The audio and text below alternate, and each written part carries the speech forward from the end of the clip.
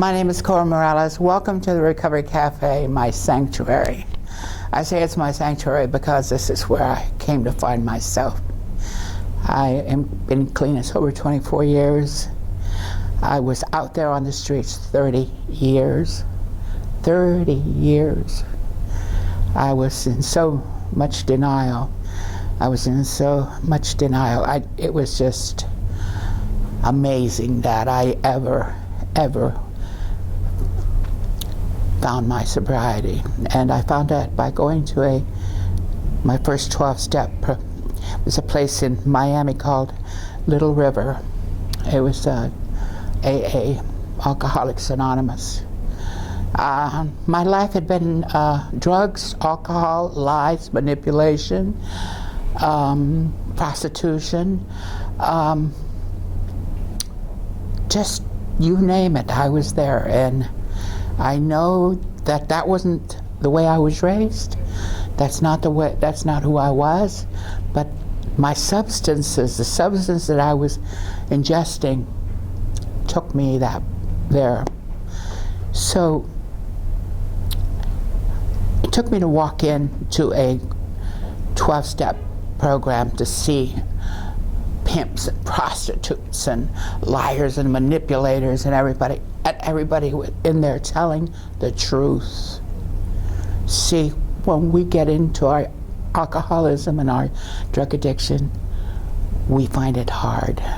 We want to make excuses for why we're doing what we're doing. And I had to go to AA to find out the truth about myself. When I grasped the idea that I was powerless over alcohol because I was in denial for so many years, I was able to say, well, maybe if I recognize this and I admit it, that I can do something about it. Because I was told, name it and claim it. And my goodness, everything, when I got myself a sponsor, she was very similar to myself. I mean, I've modeled myself after her. She was very honest and truthful about, I remember when I relapsed and she told me, she said, how many times do you have to do the same thing before you realize you have to do something different? Then, this whole thing about God, I had always been confused because in my drunken stupor, a couple times I tried to go into a temple, a Jewish temple, or I tried to go into a Catholic church once, and they escorted me out the door. And I got very belligerent. I said, I'm seeking God and you're throwing me out. I thought this was where God was.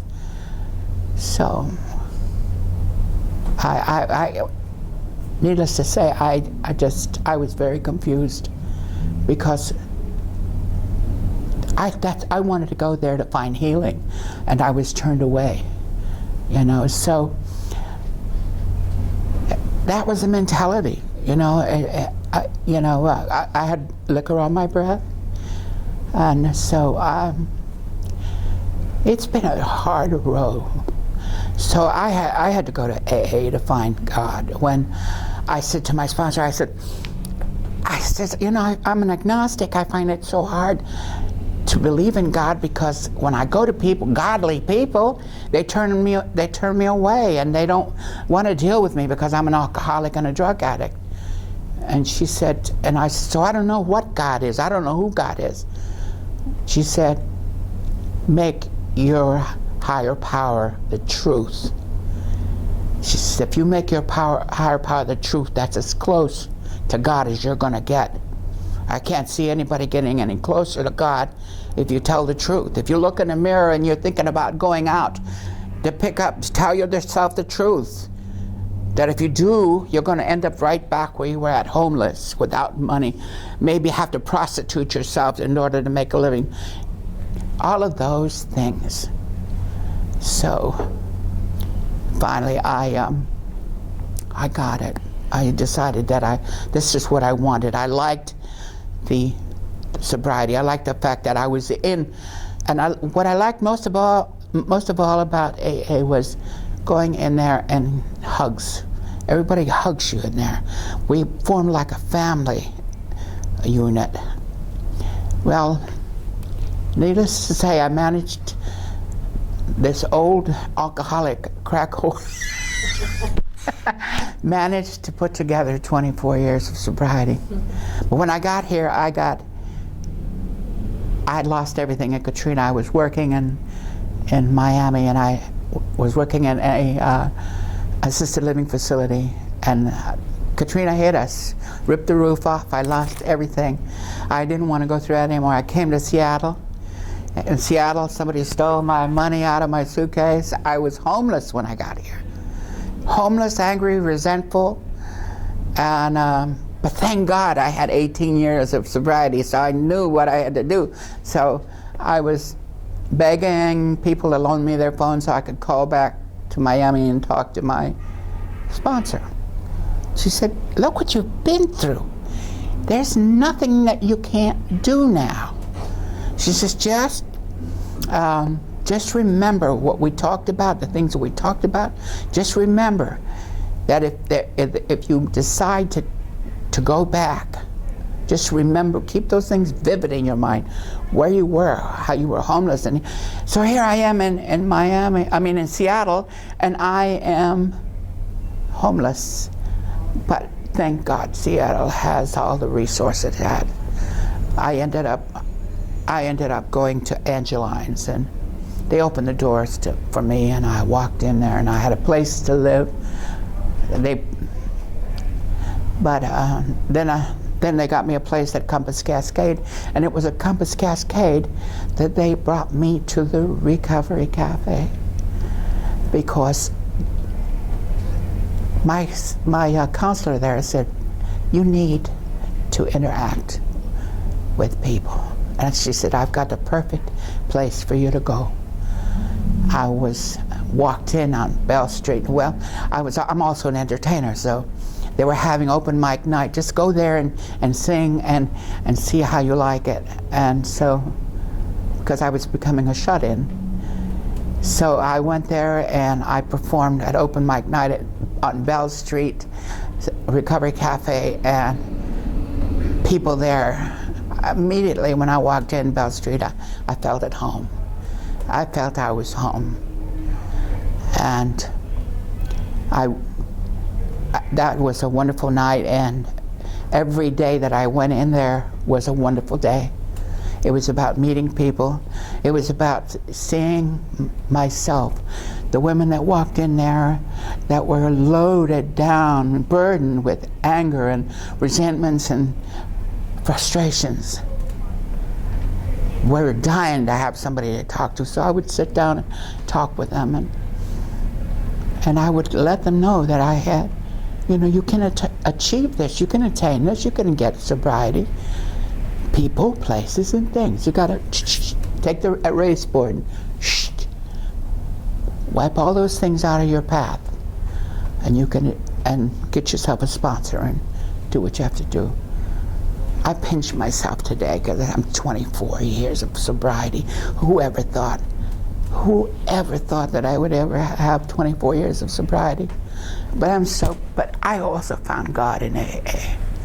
I found a loving God, a God who loved me when I was down, when I couldn't speak, when I was passed out from the alcohol, when I was laid out, when I remember being escorted out of a bar one night, and the guy had no good intentions.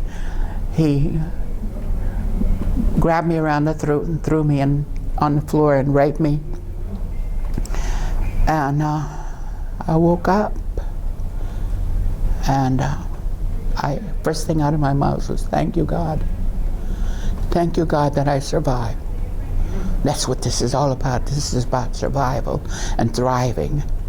And if we don't do something about it, if we don't take our own hands and take control of our lives, we might as well just jump in the grave right now. because that's what's going to happen. I've lost friends to AIDS. I've lost friends that were raped and killed on the streets. I've lost friends from heart attacks from smoking crack and renal failure from alcoholism, and I've seen it all. I've run the gamut, and this is the reality I keep with me every day. People say, I don't want to think about the past. I'm going to keep all of that vivid right up here. And I have a wonderful sanctuary that I can come to. I came here, I went to the School of Transformation here, and I learned why I did what I did. The cycle, they taught us about the cycle of addictions.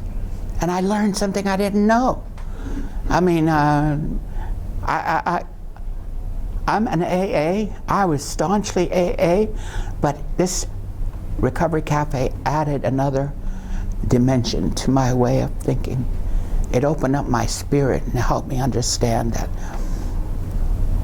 a spiritual path is the only way. I mean, you don't have to be talking about God all the time.